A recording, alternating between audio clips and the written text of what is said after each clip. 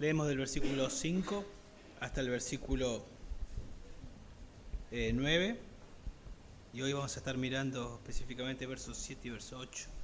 Dice así la palabra de Dios: Por esta causa te dejé en Creta, para que pusieras en orden lo que queda, y designaras ancianos en cada ciudad como te mandé.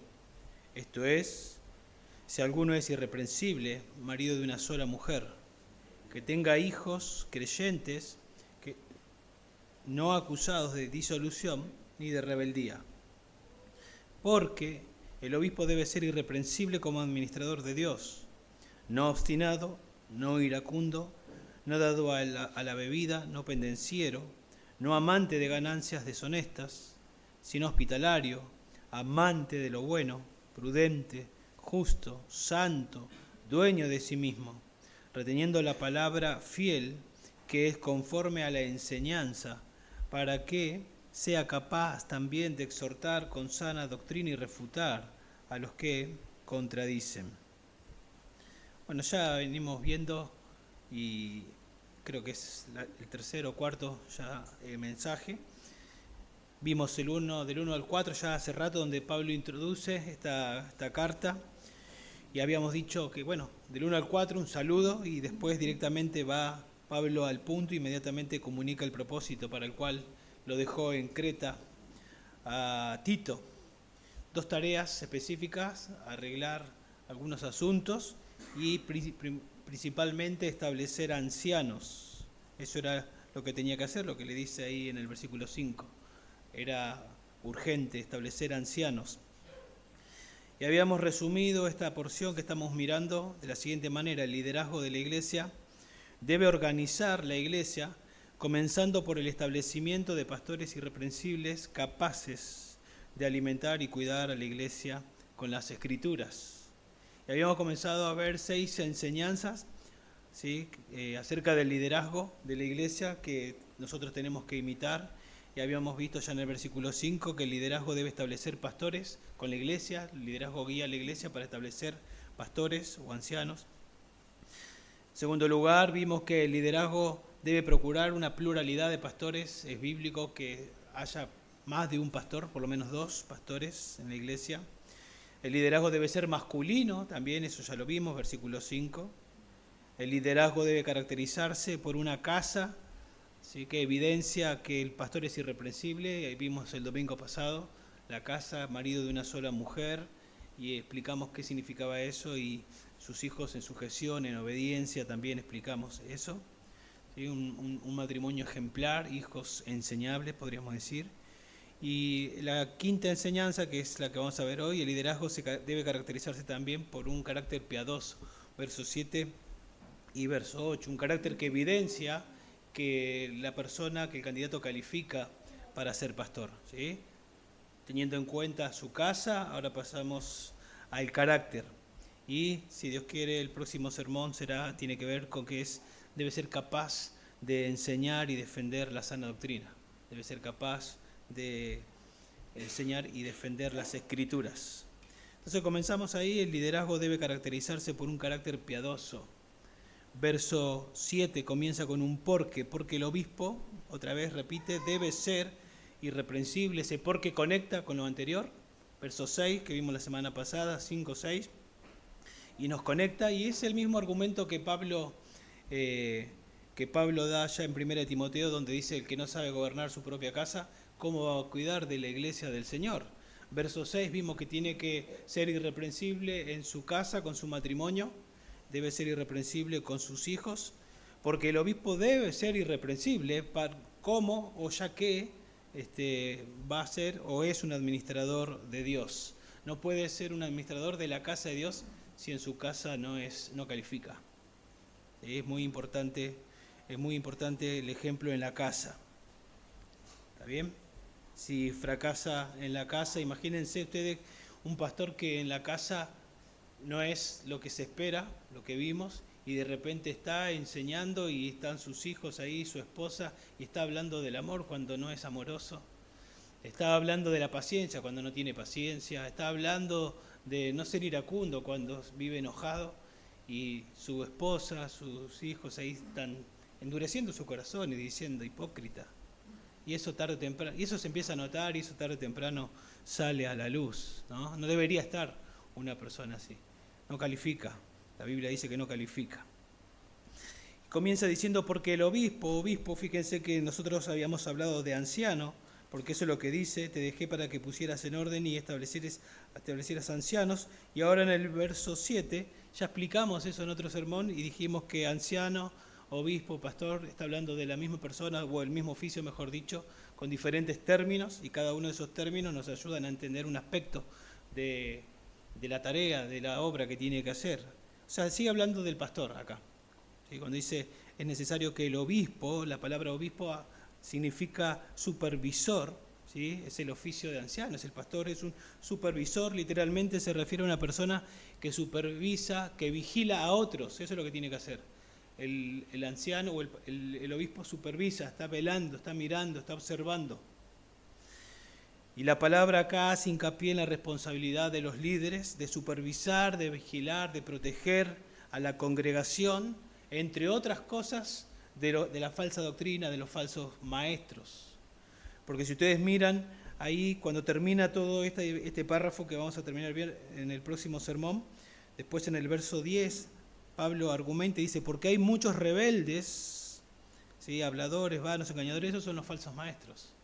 Por causa de que hay muchos falsos maestros, el obispo, el supervisor, es necesario que sea de esa manera, que sea retenedor de la palabra, que la enseñe y que proteja, ¿sí? Para eso debe supervisar, debe estar atento y tener mucho cuidado.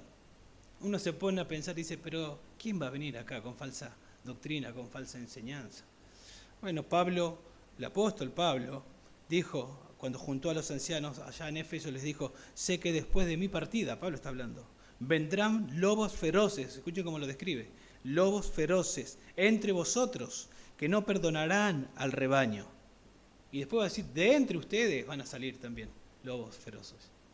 Jesús dijo en Mateo 10:15, cuidaos de los falsos profetas, que vienen a vosotros con vestidos de ovejas, pero por dentro son lobos rapaces. Vienen vestidos de oveja como que son ovejitas, si no nos damos cuenta enseguida, parecen que, y de repente son lobos rapaces. Y lo describe lobos rapaces, ustedes saben lo que un lobo hace con una oveja. No tiene piedad. ¿Está bien? El apóstol Pablo, podemos pensar en el apóstol Pablo velando y supervisando sus ovejas cuando él no estaba en Galacia y de repente llegan judaizantes, personas que entran y que llegaron con la Biblia diciendo que estaba bien creer en Cristo, ¿sí? No era que negaban por Cristo, no, estaba bien creer en Cristo, pero ellos decían Cristo no es suficiente, es Cristo más. Había que guardar las obras de la ley, circuncidarse, guardar días, etcétera, etcétera. Le estaban agregando algo, o sea, Cristo no es suficiente. Y Pablo a ese grupo de personas le dice que predica otro evangelio sea anatema, va con los tapones de punta, ¿sí? y defiende, eso es velar, eso es supervisar. Llegaron y Pablo ahí estaba contestándoles como ellos merecían. Segunda de Corintios 11:15, después que Pablo dice que el diablo se disfraza como ángel de luz, dice, por tanto no es de sorprender que sus servidores, o sea, el diablo tiene también sus siervos, se disfracen como servidores de justicia, cuyo fin será conforme a sus obras. El diablo tiene sus siervos también para hacer su obra. Vienen vestidos de ovejas, parecen ovejitas, pero son lobos rapaces, dice acá. Entonces los obispos son líderes de la iglesia que, como dice Hechos 20:28, tienen que cuidar de sí mismo, obviamente, cuidar de sí mismo y cuidar de la grey en la cual el Señor los puso como obispos. Tened cuidado de vosotros y de la grey, dice ahí en Hechos 20:28. En Hebreos 13:17, después de decirle que deben obedecer y sujetarse a los pastores, la razón que da es porque ellos velan por vuestras almas, ellos supervisan vuestras almas. Sujétense a los pastores porque ellos velan, ¿sí?, por sus almas. En primera de Pedro 5:2, pastoread el rebaño de Dios entre vosotros, velando, esa es la palabra, la misma palabra para obispo, velando, supervisando las almas de las personas. Y esto es, piensen en esto, es Dios, es la iglesia del Señor, como vamos a ver, es Dios diciendo cómo todo debe organizarse, cómo todo debe funcionar. Y es Dios el que está diciendo que pongan pastores con esos requisitos para que velen por vuestras almas, lo que nos hace pensar que ¿quién es el que está interesado en nuestras almas? Dios. Dios está muy interesado en nuestras almas, al punto que dio a su Hijo, ¿no? Para redimir nuestras almas y nos dejó acá en una iglesia local para que seamos santificados. Él está muy interesado en nuestra alma. Y bueno, el gran vigilante, el gran cuidador, el gran protector de nuestras almas es el Señor Jesús. Dice 1 Pedro 2:25, pues vosotros andabais descarriados como ovejas. Nosotros estábamos perdidos, no le buscábamos ovejas descarriadas, como dice Isaías 53. Pero ahora habéis vuelto al pastor, Él nos buscó, Él nos trajo al redil, a vuestro pastor y guardián de vuestras almas. Él es el que nos buscó, porque se interesó en nuestras almas, nos trajo y ahora Él cuida nuestras almas. Y Él es el gran pastor, el príncipe de los pastores, al cual los pastores que Él regala a la iglesia y que Él delega, un día le van a tener que rendir cuentas cuando Él aparezca. Entonces Él cuida nuestras almas y Él lo hace delegando y regalando a la iglesia pastores para que hagan el trabajo que Él les pide y le ha dado el instrumento para poder hacerlo. ¿Sí? Las Escrituras. Pablo entendía eso, por eso él decía que él, ausente o presente, él buscaba agradar a Dios. Y la razón es porque todos nosotros, decía él, incluyéndose él, un día voy a rendir cuenta delante de Dios, por lo cual él me encargó. Y Pablo sabía, el Señor a mí me encargó almas. Por eso él estaba, recién mencionábamos cómo trató a los judaizantes, porque el Señor le encargó, velá por esas almas. Y Pablo decía, yo quiero hacer lo que el Señor espera de mí. Y Él me ayuda, obviamente, el Señor lo ayudaba a que lo pueda hacer. Entonces el obispo desarrolla la tarea que le ha sido delegada por el Señor. Dios le ha delegado esta tarea. De manera que la iglesia no es la iglesia de él o de los pastores, si ahora hay uno, el día que haya más, no es la iglesia de los pastores, es la iglesia de Dios. ¿Sí? Y Dios es el que establece el estándar para quienes van a cuidar de su iglesia. Noten que ahí dice, el obispo debe ser irreprensible como administrador de Dios, ¿Sí? El obispo es un administrador, no es el dueño, es el que administra, vamos a ver, la casa de Dios. ¿Se acuerdan que en unos sermones anteriores vimos o citamos Hechos 20:28, tened cuidado de vosotros y de la grey en medio de la cual el Espíritu Santo os ha hecho obispos? El Espíritu Santo es Dios. ¿Quién hizo obispo a estos hombres? El Espíritu Santo. Habíamos explicado, el Espíritu Santo te llama, ¿no? A algunos. Pone una convicción fuerte, firme. De repente también obviamente se tiene que hacer evidente el carácter que estamos viendo, la casa del pastor, el carácter, y luego la congregación termina confirmando todo lo que el Espíritu Santo está haciendo. Pero es el Espíritu Santo, es Dios el que hace toda esta obra. Entonces, un administrador administra bienes ajenos. Eso es lo que hace un administrador. Por eso no son los dueños de la iglesia, los pastores. Y lo enfatizo. No son los dueños. Ustedes sabrán, ¿no?, que hay muchos lugares, lamentablemente, y acá puede pasar en algún momento, creerse los dueños. Nada que ver. Actúa en beneficio de los intereses y posesiones de otro. Eso es lo que hace un administrador. Es responsable ante otro de lo que le ha sido confiado. Esa palabra mayordomo significa alguien que tiene autoridad delegada, no autoridad por sí misma, autoridad, ¿sí?, y responsabilidad por algo. Sí que tiene autoridad y responsabilidad, pero ha sido delegado eso. Le ha sido delegado. Es el administrador de una casa, eso es lo que es un mayordomo. Un administrador de una casa. De hecho, la palabra en el original, administrador o mayordomo, en la raíz de esa palabra, es una palabra compuesta en la raíz, es la palabra casa. Es administrador de una casa. Y al ser administrador de Dios, es un administrador de la casa de Dios. ¿Se acuerdan en Timoteo 3:15? Habíamos dicho, esto te escribo para que si tardo sepas cómo conducirte, ¿dónde? en la casa de Dios, en la familia de Dios. Él es. Y saben que en el original el énfasis está en Dios. En el original lo leeríamos de esta manera: como, ¿sí?, como de Dios administrador. Es necesario que el obispo sea irreprensible como de Dios administrador, enfatizando de Dios. De Dios. Pablo o el Espíritu Santo quiere que sepamos que la casa, la iglesia es de Dios. Él es el dueño. Él es el dueño. El Dios Trino planificó esto. ¿Sí? El Hijo vino a morir en la cruz para darnos redención. Fue muerto, ¿sí?, pagó toda la deuda de todos aquellos que iban a creer. Entregó el Espíritu, decidió morir cuando pagó todo y resucitó el tercer día para que todo aquel que se arrepiente y cree sea salvo. El Espíritu Santo viene y regenera a la persona cuando el Evangelio es predicado, regenera, y de esos regenerados el Espíritu Santo llama a algunos para que sean pastores, y la palabra de Dios acá nos dice cuál es el estándar. ¿Cuál es el estándar? Esto es de Dios, esto es el obrar de Dios. ¿Sí? Cuando nosotros vamos, o cuando fuiste tal vez alguna vez a presentarte un trabajo, presentaste un currículum, y ahí escribiste todo lo que más podía, y porque vos sabés que ahí miran cuánto más estudios tenga, cuánto más estudiaste, más título, más mérito, mejor para vos, porque eso es como una herramienta para que te digan, sí, vení al trabajo. Bueno, acá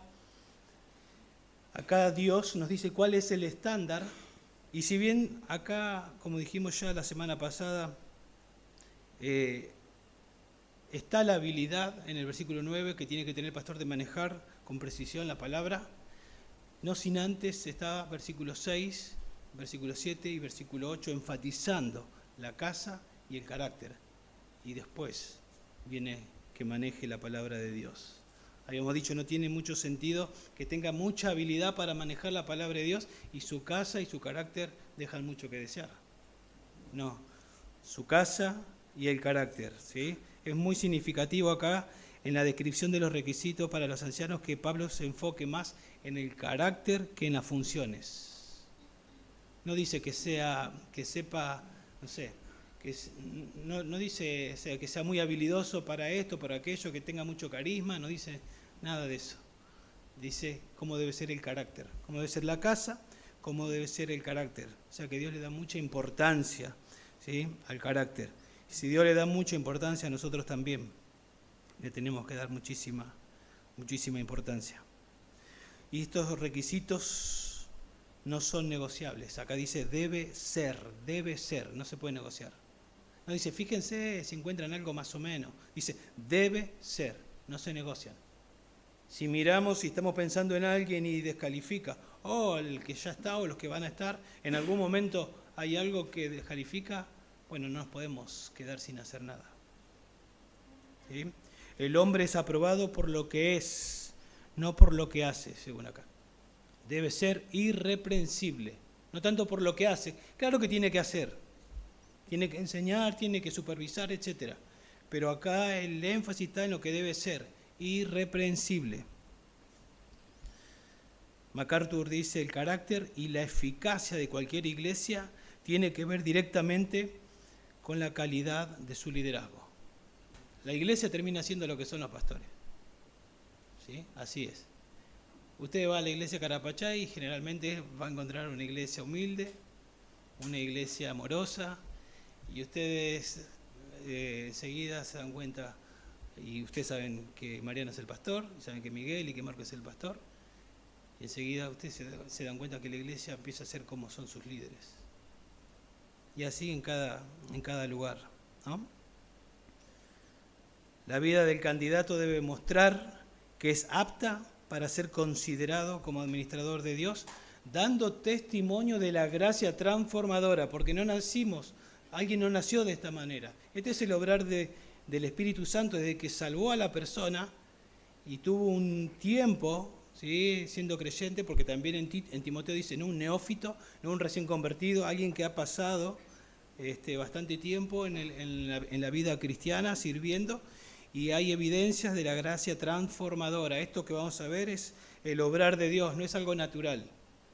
Es una persona controlada por el Espíritu Santo. No perfecta, irreprensible. Y la lista comienza con 5 defectos de carácter que no deben caracterizar al anciano para que su vida sea considerada irreprensible. O sea, me hace pensar que si comienza diciendo no debe ser esto, no debe ser esto, no debe ser esto, me hace pensar que probablemente si tenía que corregir lo deficiente Tito y tenía que establecer ancianos, probablemente había muchos que estaban pastoreando y tenían este defecto. Y Tito le tenía que decir, perdóname, pero tenés que correrte. Y había que buscar hombres, como dice acá, 5 defectos. Lo que no debe ser, en primer lugar, versículo 7, dice, no obstinado. No obstinado. Y esto describe una persona egoísta que procura establecer siempre su voluntad. Una persona egoísta que siempre está pensando en hacer su voluntad. ¿Sí? Es una persona soberbia, es una persona arrogante, es una persona autocentrada, es lo opuesto a humilde. Autocentrada, pensando en sí, pensando en cómo va a lograr lo que se propone sin tener en cuenta a las ovejas. Es totalmente lo opuesto a obispo, supervisor, que vela, que está pensando en el bien de las ovejas. Alguien obstinado no está pensando en eso, está pensando en sí mismo, ¿sí? Es un orgulloso, la raíz de todo pecado es el orgullo. Es alguien orgulloso, imagínense, tiene que administrar todo, cada una de las cosas que ocurren en la iglesia, el líder son los pastores, ¿sí? Y si hay orgullo y está pensando siempre así, imagínense lo que es eso, en lo que resulta. No está pensando en el bien, no está pensando en la gloria de Dios, no está pensando en lo demás. Ya no aplica lo que dice Mateo capítulo 22, de amar a Dios con todo corazón, mente y alma, no lo está amando, está pensando en sí, y mucho menos no está amando al prójimo. Está centrado en sí mismo. Y tenemos un ejemplo de esto. Porque esto es natural, porque así venimos. ¿Sí? De que Adán y Eva cayeron, así somos. Queremos ser el centro nosotros. Queremos ser el centro. Tenés un hijito y un hijito va a querer ser el centro de tu familia. Va a querer ser el centro. A la hora de comer va a querer ser el centro, que todo se centre en él. Y después lo va a ir demostrando. Si no se corrige, lo va a ir demostrando a medida que crece. Va a demostrar que él quiere ser el centro. Eso viene adentro nuestro. Y así eran los discípulos. Y eso fue lo que leyó el hermano Sergio. El Señor iba a morir a la cruz, le dice, caminan para ir a la cruz, y ellos se están peleando por quién va a estar a la derecha y quién va a estar a la izquierda. Ni les interesaban los otros 10. No les interesaba, querían ganar ellos. Y los otros 10 se enojaron también porque querían lo mismo. Y el Señor con mucha paciencia los llama y le dice, ustedes están mirando cómo se lidera en el mundo, pero no va a ser así entre ustedes. Así va a ser lo contrario a lo que es la lideranza en el mundo. El que realmente quiere ser grande se tiene que convertir en un siervo de todos.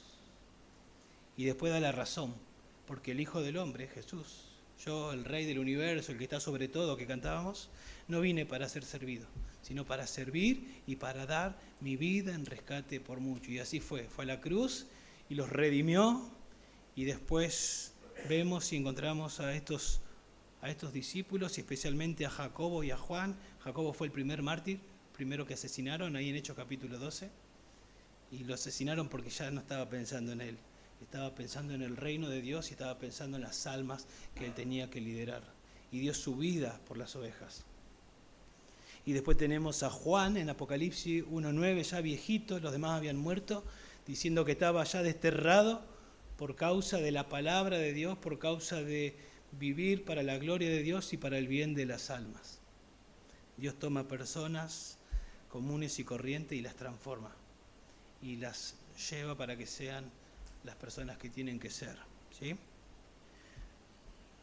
Entonces esto es natural, de ser obstinado es natural, pero de modo que si alguno está en Cristo, nueva criatura es, entonces ahora puede crecer y llegar a ser la persona que Dios espera que seamos. Y eso no significa que estamos vacunados, seguiremos luchando con esta inclinación, obviamente, pero debemos andar en el Espíritu, como dice Gálatas, para no satisfacer los deseos de la carne. que uno de ellos es querer ser el centro. Necesitamos matar el ego y necesitamos servir a Dios y a la iglesia. ¿Está bien? Y por si no estuviste la semana pasada, lo que dijimos también es, porque por ahí estás ahí diciendo, bueno, eso es lo que tiene que ser un pastor. Dijimos la semana pasada que una de las cosas que tiene que ser el pastor es ejemplo de ¿quién? De la Grey. Y si estás ahí y decís, bueno, yo no voy a ser un pastor, y si sos una mujer obviamente no vas a ser una pastora, pero sí, los pastores son ejemplos, y si son ejemplos, esto es parte del ejemplo que tenés que seguir. Por lo tanto, Dios espera que vos, hombre y mujer, seas irreprensible también, y que estas características sean evidentes en tu carácter.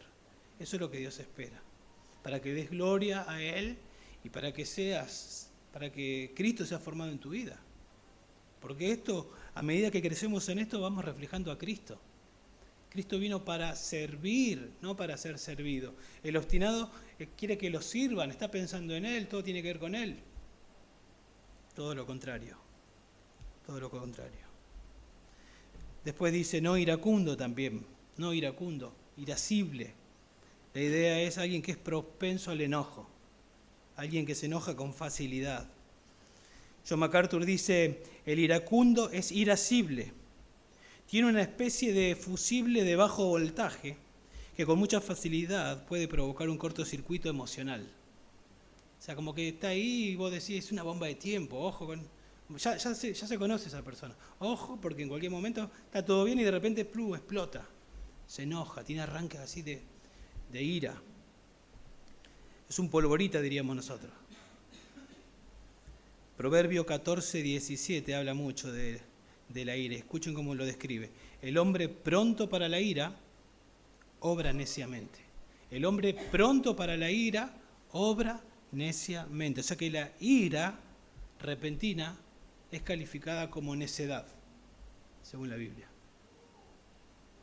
¿Sí? Proverbios 15:29. El que es irascible, o sea, que es propenso a irarse, ensalza la necedad. O sea, enaltece la necedad, deja en evidencia que es un necio. Vos lo empezás a mirar y decís, ves al que se enoja y decís, pero era para tanto. Es una pavada eso. Y ya empezás a decir, pero era para que se enoje. Y ya lo empezás a notar como un defecto. Y ya lo calificás. Y ya no es una vez, y es otra vez, y es otra vez. Y ya después tenés cuidado porque sabés que es así.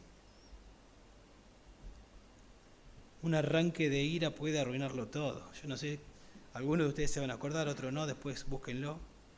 En el año 2006 se estaba jugando el Mundial de Fútbol, estaba jugando la final del mundo, y estaba jugando uno de los mejores jugadores que hubo, ¿no? Zidane, francés. Estaba haciendo un buen partido, creo que el gol lo había hecho él. Y en un momento, un arranque de ira, ya creo que tiempo adicional, algo le dijeron, se enojó y le dio un cabezazo fuerte en el pecho al italiano, que lo tiró por allá y bueno, lo expulsaron. Ídolo de muchos, ¿no? Que le gustaba cómo jugaba y demás. Después siguió jugando, no quedó descalificado. Pero fíjense cómo quedó grabado, que yo me acuerdo y se los digo y todos podemos decir, un gran jugador, pero nos acordamos de eso. Después siguió jugando y no tuvo ningún drama, pero imagínate que algo así pase con un pastor.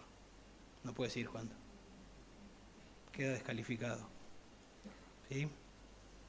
Dejó al equipo con 10, arruinó su reputación, bueno, trajo montones de problemas. Pero imagínate esto en el pastorado, imagínate esto en tu familia. Puedes herir a tu esposa, a tus hijos, puedes herir mucho a las ovejas, lastimar a las ovejas. ¿Sí? Un pastor así puede arruinar su testimonio. En 1 Timoteo 3:3 dice que el pastor debe ser todo lo contrario, a ser irascible, debe ser amable, debe ser considerado, que manifiesta gracia, que es pronto para perdonar las fallas y que no guarda rencores. Todo es como que se va relacionando. Si es obstinado, está centrado en sí mismo. Si está centrado en sí mismo, cuando las cosas no salen como él quiere, se enoja, porque le arruinan el plan. Imagínate si Jesús era así. Él decía, vamos hacia allá, y lo tocaban y le decían, lo frenaban y nunca, pero déjenme de molestar, y no explotaba de ira. Sino que tenía la paciencia y podía actuar y responder de manera amable, de manera apacible. ¿Sí? Significa que es pacífico, apacible, que se abstiene de luchar. Es una persona que no promueve la desunión, sino que promueve la armonía. Estamos diciendo que es necesario que haya pluralidad de ancianos. Imagínate en la pluralidad de ancianos y explota. Están en la mesa ahí charlando qué podemos hacer por la iglesia, vamos planificando para la iglesia, y no es como él quiere. Se agarra con los otros ancianos. Y ya ahí comienza, y eso después se transmite. Es horrible, es horrible. Proverbio 14, 29, la parte A dice, el lento para la ira tiene gran prudencia. El que es lento para la ira tiene gran prudencia, razona, piensa y actúa con cordura. No explota, actúa con cordura. Sabe que Dios está al control, que Dios es soberano. Puede recibir críticas, puede escuchar murmuraciones, va a atender como se tenga que atender cada cosa, pero no va a explotar porque Dios está al control, Dios sabía. Esto llegó a mis oídos porque Dios sabía, por algo Dios sabía que esto tenía que llegar a mis oídos, vamos a tratarlo como tenga que ser, con calma, con prudencia. En segunda de Timoteo 2:24 dice, el siervo del Señor no debe ser rencilloso, sino amable para con todos, apto para enseñar, sufrido, corrigiendo tiernamente a los que se oponen. Va a haber gente que se opone, hay que corregirlos tiernamente, dice acá. Por si acaso Dios les da el arrepentimiento que conduce al pleno conocimiento de la verdad. ¿Sí? Hay cosas por las que hay que enojarse. Yo me imagino que Pablo, cuando dijo, si alguno predica un evangelio diferente, sea anatema, yo creo que estaba enojado. Pero estaba enojado porque estaba en juego la doctrina. No estaba enojado porque estaban entorpeciendo su plan. Como obstinado, estaba pensando en él y no, se metieron con Dios, con la gloria de Dios, con el mensaje glorioso del evangelio. Hay cosas por las que hay que enojarse, pero la mayoría no, ¿sí? La mayoría no. Dice también ahí que no debe ser dado a la bebida, no dado a la bebida, literalmente no al lado del vino, significa esto. No al lado del vino, no amigo del vino, sería. O sea, no tenemos que pensar en alguien que sea borracho, porque obviamente si es un borracho, ya no califica, obviamente. Pero sí puede ser alguien que por ahí no es notorio que se emborracha, pero es controlado por el vino. Es amigo del vino, no le puede faltar el vino. Y no, la Biblia no prohíbe el vino, lo que prohíbe es el control, es la borrachera. Y antes de que alguien se emborrache y sea controlado por el alcohol, primero el alcohol, la botella controló su corazón. No me puede faltar, siempre tiene que estar en la heladera. Y cuando no está, se molesta. Bueno, eso es una evidencia de que es su amigo, de que lo necesita, sí o sí. Y el pastor, el obispo, tiene que supervisar, tiene que cuidar, y para eso tiene que tener una mente clara. Y lo contrario a ebriedad es sobriedad. Siempre tiene que tener claridad para estar pensando, para estar reflexionando conforme a las Escrituras, porque es un administrador de la casa de Dios, no es su casa, es la casa de Dios. Cómo Dios quiere, cómo Dios nos enseña que debemos tratar este tema. A ver, pensemos, reflexionemos. Su mente tiene que estar clara. Proverbio 31:4, Lemuel, consejo de su madre, dice así, no es para los reyes, oh Lemuel, no es para los reyes beber vino, ni para los gobernantes desear bebida fuerte. Y escuchen lo que dice ahora, no sea que beban y olviden lo que se ha decretado y perviertan los derechos de todos los afligidos. Entonces, si no es bueno para los gobernantes, porque pueden debilitar la razón y el juicio, pueden deshacer convicciones, cuanto más para los ancianos. Y convicciones que tenés de repente por estar con alguna copita de más, puedes echar todo por perdido. ¿Sí? Estoy hablando de pastores y ya aclaré, se aplica a todos creyentes, ¿sí? Hombre y mujer. No pendenciero, dice después, no pendenciero. Literalmente, no un matón, no un violento, no un combativo, no un golpeador. Uno lo quiere pasar rápido esto porque decimos, ¿qué va a pasar eso?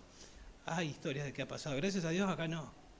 Pero yo he escuchado historias que han ido Y me lo han contado algunos de ustedes, y que han ido a iglesias donde iban a una sesión preparados dos bandos y hasta armados con palos por si se armaba. Y uno dice, ¿eso puede llegar a pasar? De pastores que le han pegado a sus ovejas. Ha pasado. ¿Sí? Ha pasado. Y acá no tenemos que tomarlo como, o aplicarlo solamente a golpes físicos, también golpes con palabras, porque uno puede ser violento con las palabras. Y aún herir más fuerte con la palabra que con el puño. Hay quien habla sin tino como golpes de espada, pero la lengua de los sabios sana, dice. Hay palabras que son como golpes de espada, que lastiman, que dañan. ¿Sí? Por ahí no van a pegar con el puño, pero van a lastimar mucho. Imagínense esas personas que son lastimadas después. No te quieren escuchar. Vos estás enseñando y capaz que estás explicando el texto, 10 puntos lo que dice el texto, pero ya ahí tiene algo que dice, no tienes autoridad para decirme nada, y ya comienza a cerrar el corazón. Es horrible. Siempre debe responder de manera pacífica, ¿sí? Romanos 12:18, si es posible, en cuanto de vosotros dependa, estad en paz con todos los hombres. Bienaventurados los pacificadores, dice la Biblia. Bienaventurados los pacificadores. Luego dice que no debe ser amante de ganancias deshonestas. De ganancias, no debe ser codicioso, esa es la idea. No debe ser amante del dinero, eso es. No debe ser amante del dinero. Debe ser íntegro. Alguien así pierde la integridad buscando el dinero. Le interesa el dinero más que las personas. Y el dinero en sí, el dinero no es malo. Ya sabemos que el dinero no es malo. El dinero debe ser un medio más, como cualquier otra cosa, un medio más para glorificar a Dios. Yo glorifico a Dios con dinero por cómo lo uso, cómo lo administro, es una manera de glorificar a Dios. Cómo ofrendo, cómo soy dadivoso, bondadoso, cómo administro, cómo hago que alcance el dinero en casa, etcétera, etcétera. Glorifico a Dios. Debe ser un medio. Pero lamentablemente por el corazón caído, por el corazón pecaminoso, el dinero muchas veces se convierte no en un medio, sino en la meta de las personas. Y el dinero llega a ser un ídolo muy fuerte, tan fuerte que el Señor lo tomó como su contrincante, podemos decir, más poderoso, porque Él llegó a decir, no podéis servir a Dios y a la Virgen María, ¿no dijo eso? No podés servir a Dios y a las riquezas. No podés servir a Dios y a las riquezas. No se puede. Y Pedro, el apóstol Pedro, él anciano, yo también anciano, como todos ustedes, le dice a los otros ancianos, les dice esto: pastoread el rebaño de Dios entre vosotros, velando por él, no por obligación, sino voluntariamente como quiere Dios. Y luego aclara, no por la avaricia del dinero. ¿Por qué habrá dicho eso? Inspirado por el Espíritu Santo. Porque pasa, ¿no? Una persona puede gobernar por amor al dinero, por avaricia al dinero. Eso puede ocurrir. En 1 Timoteo 6:9, Pablo, hablando del dinero, dice: pero los que quieren enriquecerse caen en la tentación y en el lazo de muchos deseos necios y dañosos que hunden a los hombres en la ruina y en la perdición. Hacen del dinero su Dios y van en busca del dinero y quedan enlazados, ¿sí? Quedan enlazados. Y ahí tenemos el ejemplo de Balaam, por ejemplo, que vendió la verdad por el dinero. Acán, que no le interesó lo que se le había dicho, sino que trajo del anatema porque fue tentado por lo material. Tenemos el joven rico que estuvo delante del Cristo encarnado y decidió rechazarlo para irse tras el dinero. Amó más el dinero que a Cristo. Judas Iscariote perdió su alma en el infierno y despreció a Cristo. Entonces, fíjense qué fuerza que tiene, qué atracción que tiene para el corazón pecaminoso el dinero. Y el corazón de un pastor no está inmune a eso. Raíz de todos los males es el amor al dinero, por lo cual, codiciándolo algunos, se extraviaron de la fe y se torturaron de muchos dolores. De muchos dolores. ¿Bien? En un libro MacArthur, que es Filosofía de la Iglesia, cuando habla de este tema, después él dice, ¿cómo podemos cuidarnos del dinero? Y él da un ejemplo que él aplica, y él le dice, yo no le pongo precio a mi ministerio. Que me den lo que crean que me tengan que dar, y lo dejo, y lo tomo como que viene de Dios y de las personas que ministro. Si Dios es soberano, Dios sabe. Pero no participa de eso. Y es lo que intentamos hacer acá. No pasa por mis manos el dinero, ni los diezmos, ni nada. Lo administra otra gente. Tratamos de ser transparentes cuando se presenta el presupuesto y todo transparente. Y por esto, ¿no? Para cuidarnos, para ser transparente y para cuidarnos. Porque bien lejos del precipicio, como decíamos la otra vez. Imagínense a alguien que ama el dinero. O imagínense que comienzo a amar el dinero y esto comienza a ser cada vez más evidente en mí. Me voy a volver más pragmático. Y voy a tratar de hacer cualquier cosa para que haya más gente. Porque si hay más gente, no importa que tenga que transgredir principios bíblicos. Porque si hay más gente, va a haber ¿qué? Más plata. ¿Ven? Alguien que ama el dinero, cómo Dios se corre y comienza a ser el dinero ese Dios. Y entonces uno deja de lado principios porque va detrás del dinero. Y después termina siendo un desastre. Pablo dice, la piedad en efecto es un medio de gran ganancia cuando va acompañada de contentamiento, porque nada hemos traído al mundo, así que nada podemos sacar de él. Y si tenemos que comer y con qué cubrirnos, con eso estaremos contentos, dice Pablo. Contentamiento con la provisión de Dios. Contentamiento con la provisión de Dios. Él puede darnos abundantemente. He aprendido el secreto de contentarme cuando tuve abundancia, cuando tuve escasez. Todo lo puedo en Cristo, que me fortalece. Dios no me abandonó, eso es lo que está diciendo Pablo. Y no tenemos que estar pensando en que, bueno, me quedo de brazo cruzado y que Dios provee. Porque también está la otra parte que la Biblia dice, trabajá, hacé lo que tenés que hacer. Y descansá en que Dios usa ese medio para proveerte. Mirá la hormiga, perezoso. Fíjate cómo trabaja, lo que hace para tener. Bueno, hacé lo que tenés que hacer descansando en que Dios te va a proveer. Eso es. Busca primeramente el reino de Dios y su justicia, y todas las cosas básicas que necesitas, Dios la va a proveer. Bueno, Pablo acá nombra, por algún motivo, no es una lista exhaustiva, pero nombra esto: el orgullo, la ira, el deseo de la bebida, el dinero. ¿Sí? Si alguien tiene ese defecto, no califica, dice acá. No califica.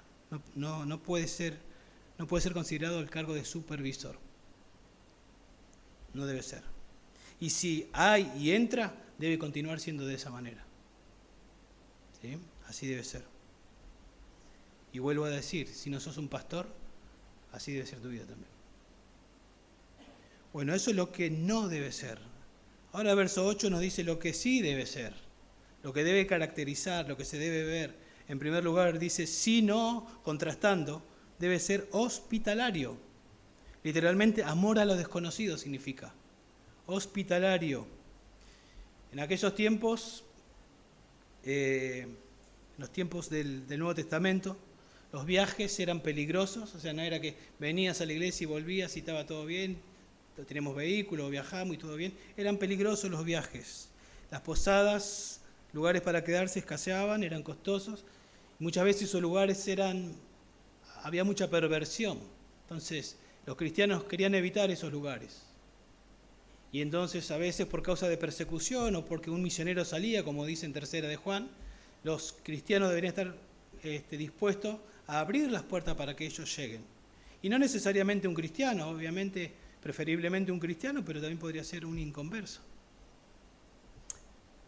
Para aplicarlo a nuestros días, obviamente nosotros podemos pensar en amor a los extraños, en amor a los desconocidos, pero sin dejar de usar la sabiduría, el discernimiento. Yo puedo hospedar a alguien en mi casa, sé que de otra iglesia, pero me voy a asesorar quién es, voy a hablar de quién es y bueno, no voy a meter a cualquiera en mi casa. Tengo mi esposa, tengo mis hijos, o sea, el discernimiento. La idea tiene que ver con la actitud, un corazón abierto. Una casa abierta es un corazón abierto. A eso apunta, a tener disposición para hospedar y esto debe caracterizar no solo al pastor, sino a todos, porque en otros pasajes, como en Romanos 12:13, habla que el creyente debe ser hospedador. En Primera de Pedro dice que el creyente debe hospedar y debe hacerlo sin murmuraciones, porque tiene que ver con la actitud. No es que hospedo, ¿sí?, de la parte teórica, pero por dentro estás murmurando, o te vas a la cocina y decís, ¿cuándo se va? Se está comiendo el pan ese que era el único que quedaba para... Y hay murmuración, y la actitud no es correcta. ¿Sí? Hay que hacerlo sin murmuración, dice.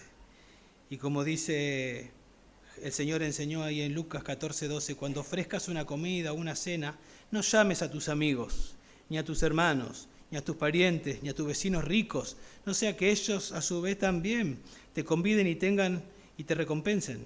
Antes bien, cuando ofrezcas un banquete, llama a los pobres, a los mancos, a los cojos, a los ciegos, a los necesitados. Y serás bienaventurado, ya que ellos no tienen para recompensarte, pues tú serás recompensado en la resurrección de los justos. El punto acá es, los que tienen necesidad, a eso abrirles tu casa. No está diciendo que a tus amigos no los invite.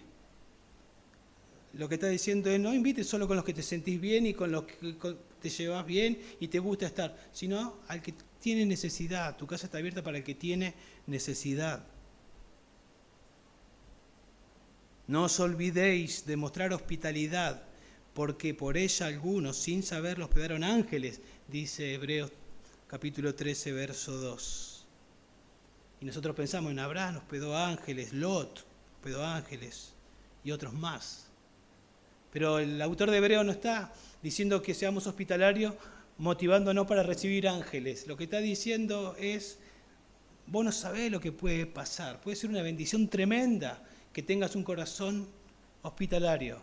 Porque Dios puede usar esa comida, ese almuerzo, esa cena, ese mate para que des un consejo, para que ores, para que esa persona se abre y su vida salga transformada. Dios puede usar ese momento para hacer una gran obra. Él, el que viene en busca de ayuda y también en vos, porque siempre somos ministrados. Debe ser amante de lo bueno también. Debe tener un fuerte afecto por lo que es bueno, eso es.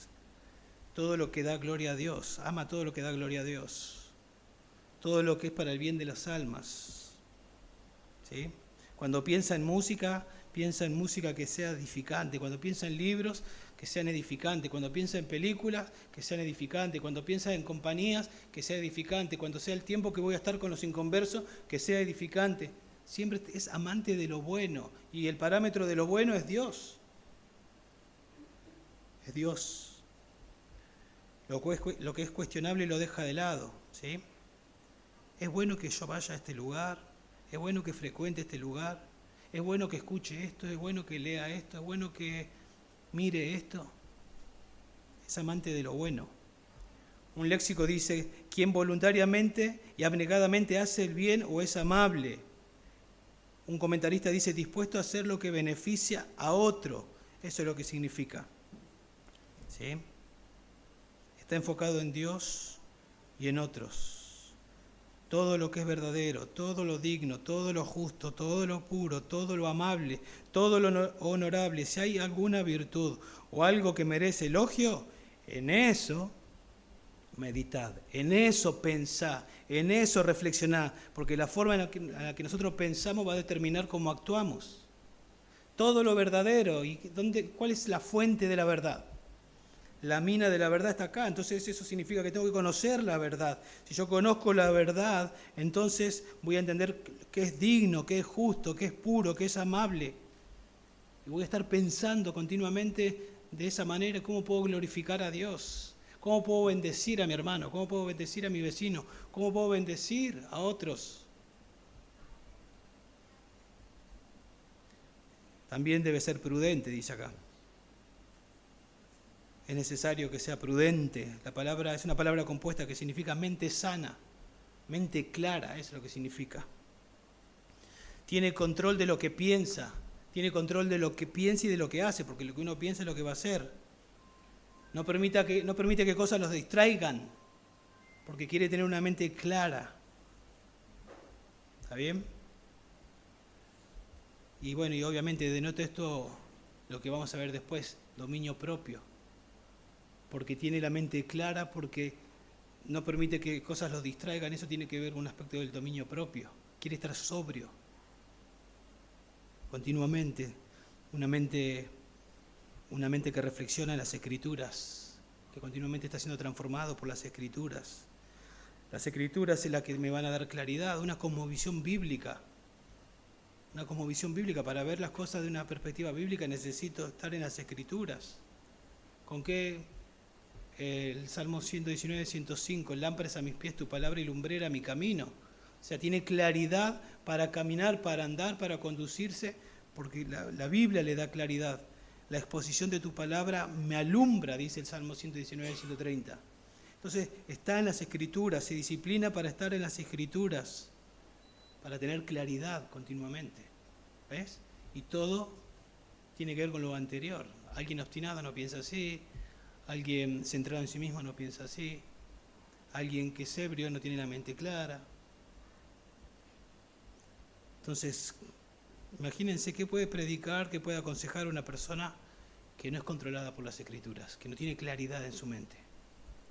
Vienen a pedir un consejo y va a dar un consejo según su opinión, según lo que le parece. No va a saber resolverlo y tal vez para no quedar mal va a decir cualquier verdura. ¿Qué va a predicar? Es muy importante. ¿Esto es importante para Dios? Si es importante para Dios, debe ser importante para nosotros. Ese es el estándar que Dios pone. Justo, dice también acá. Debe ser justo. La idea es debe ser justo, debe ser recto. No está hablando de justo en el sentido de que Dios es como Dios, obviamente, en el sentido de perfección, sino está hablando de alguien que busca ser recto en su comportamiento, en cómo se maneja, conforme a las Escrituras. Primera Tesalonicenses 2:10, Pablo dice, vosotros sois testigos y también Dios, fíjense, Pablo dice, ustedes son testigos y Dios es testigo de cuán santa, justa e irreprensiblemente nos comportamos entre vosotros. Pablo vivía delante de Dios y siempre quería actuar conforme a las Escrituras. Y él sabía que lo estaban mirando. Y él dice, ustedes saben, Dios sabe cómo nos hemos comportado irreprensiblemente, de una manera justa, ajustado a las Escrituras. ¿Qué dice la Biblia? Eso es lo que hicimos. Es muy importante esto. Primera de Timoteo 6:11. Yo hoy les leí el versículo 10. Raíz de todos los males es el amor al dinero. El verso 11. Pero tú, oh hombre de Dios, huye de estas cosas, huye del amor al dinero. Y sigue ¿qué cosa? La justicia, la piedad, la fe, etcétera, etcétera. Sigue la justicia. ¿Y dónde encuentro la manera justa de actuar? La Biblia es la que me enseña cómo actuar de manera justa y aplicarlo, sea lo que sea. Es muy importante eso. Imagínense que tenemos que tratar un tema acá. Y tenemos que tratar un tema de un hermano que todos sabemos por el vehículo que tiene, por el trabajo que tiene, sabemos que es el que más ofrenda. Y cayó en pecado y sabemos. ¿Y qué hacemos? Si la lideranza no es justa, nos vamos a hacer los tontos. Vamos a evidenciar amor al dinero, etcétera, etcétera. Porque si se va, si lo disciplinamos, sonamos, perdemos. Pero el que es justo, ¿qué dice? ¿Qué dice la palabra de Dios? Si tu hermano peca, ve y repréndele solo, ya lo hicimos. Bueno, vamos a hacer esto, y vamos a hacer esto, y vamos a hacer esto. No importa si era el que juntaba cartones o este empresario. No importa. La Biblia nos dice cómo tenemos que actuar, tenemos que hacerlo, cualquiera de los dos. Y eso es lo que hacemos. Eso es lo que tenemos que hacer. Tiene que ser santo, dice también.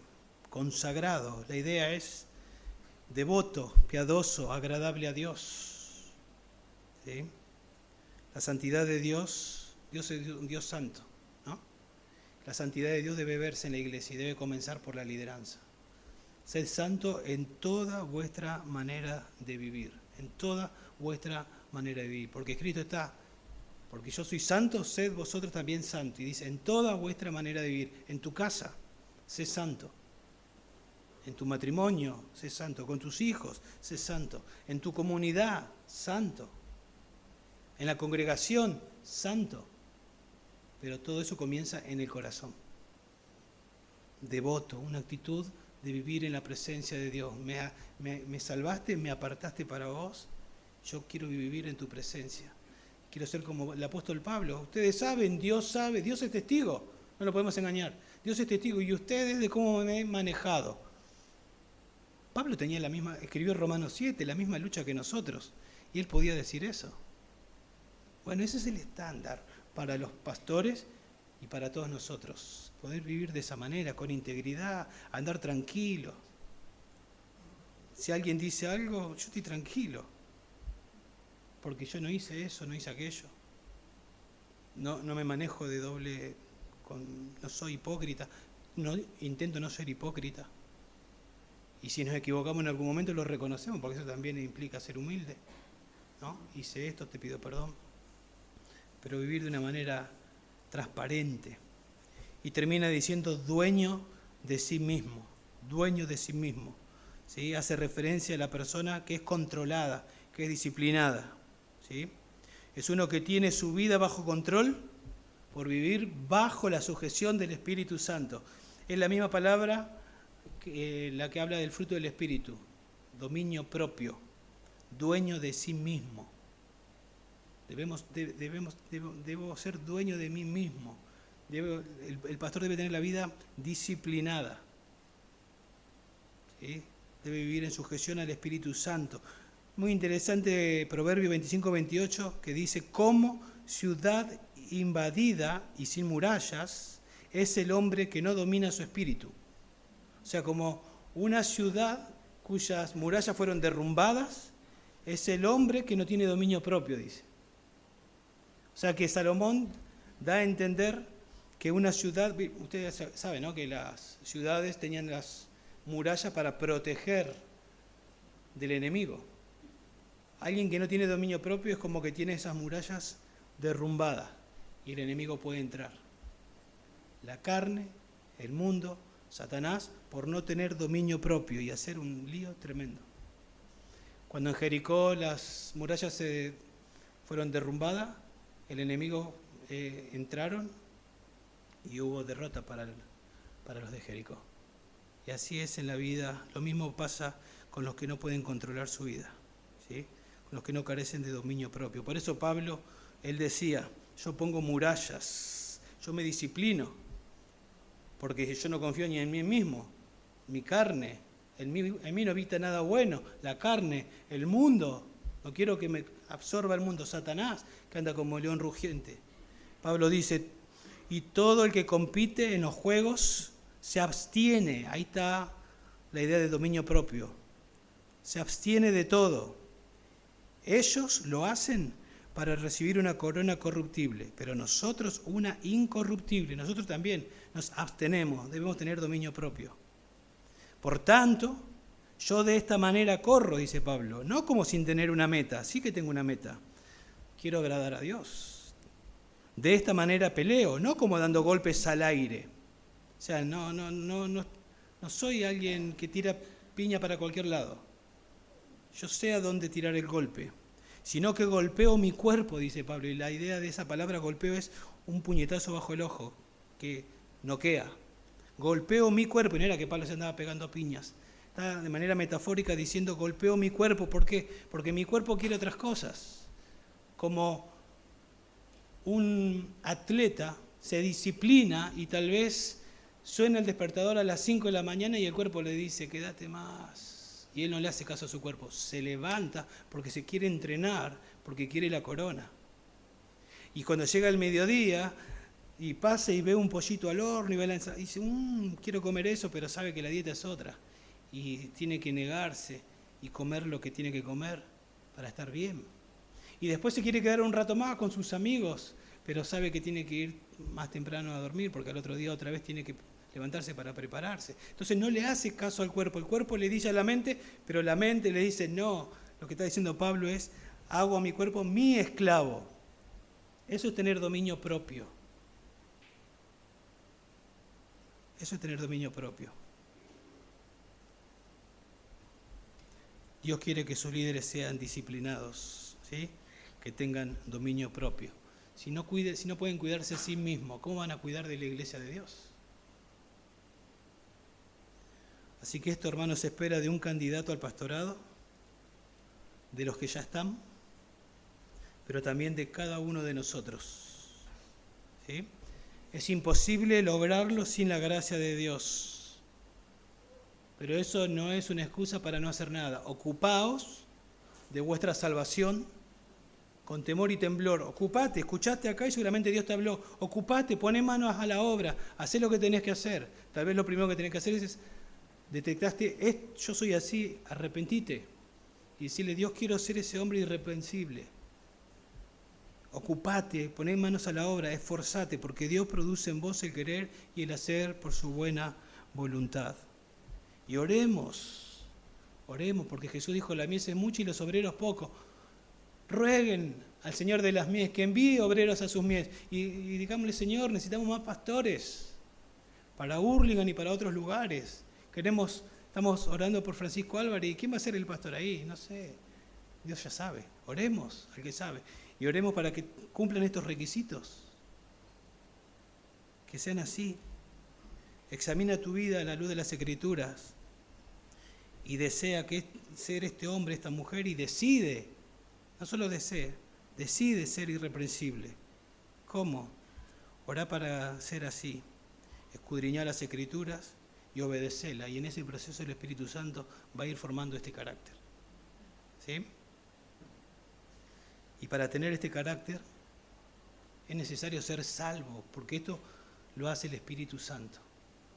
Tal vez estás acá y estás diciendo, yo quiero tener ese carácter. Bueno, primero tenés que ser salvo, porque tiene que venir el Espíritu Santo a tu vida, y el Espíritu Santo viene a tu vida cuando te salva. Y cuando te salva comienza un proceso de santificación, formando este carácter en tu vida. Entonces, por ahí estás acá y decís, yo quiero ser, y todavía no sos salvo. No sos salvo.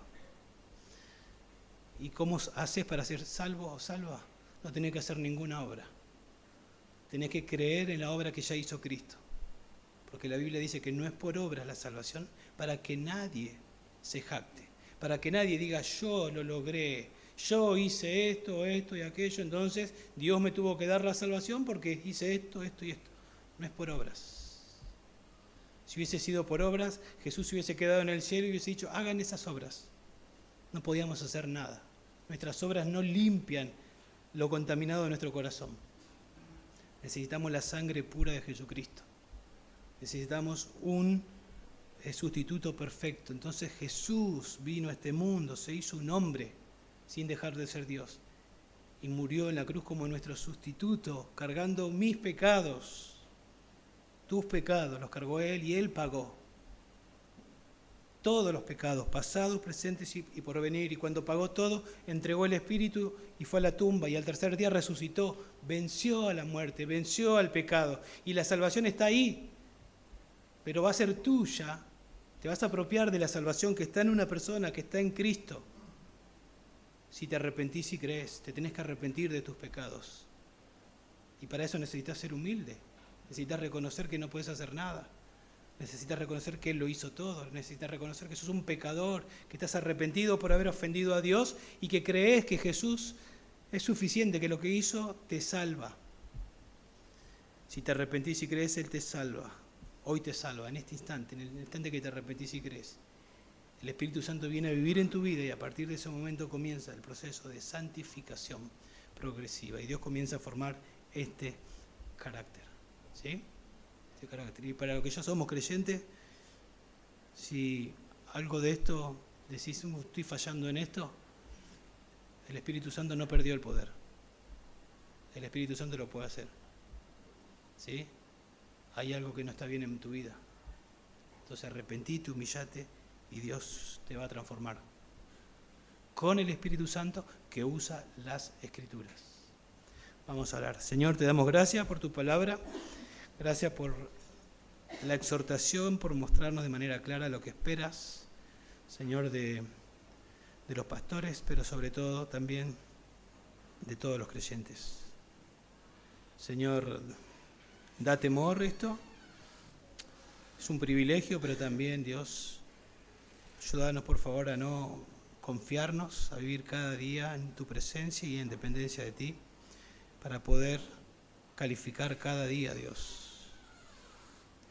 Rogamos que envíes obreros a tus mies, Señor, hombres que califiquen, que sean irreprensibles, con el llamado, pero también oramos por todos aquellos que no tienen y nunca van a tener el llamado, pero que sabemos que tú también esperas, tanto de los hombres como de las mujeres, que sean así como nos has enseñado, por favor.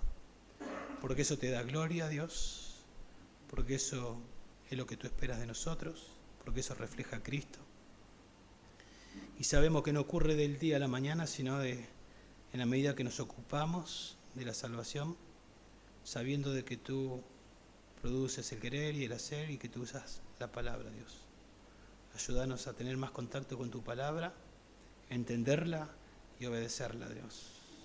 Haznos crecer en este año, te lo pedimos por favor, en el nombre de Jesús. Amén.